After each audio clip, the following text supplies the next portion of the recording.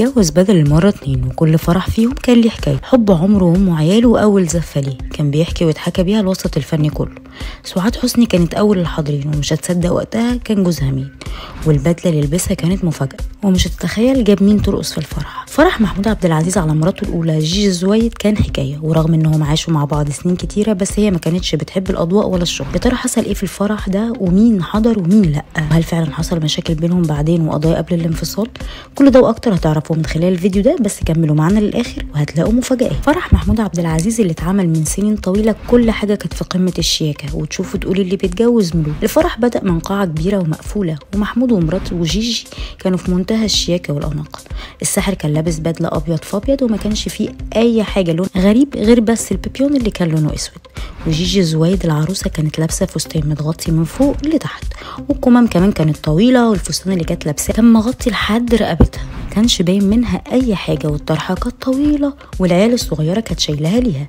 اول ما دخلوا القاعه كانت الزفه اللي بتدخلهم صعيدي، والالات اللي كانوا ماسكينها طبعا ما حدش بقى بيستخدمها دلوقتي، اما بقى عشان هو اسكندراني فكان لازم يبقى الفرح فيه حاجه من ريحه بلده.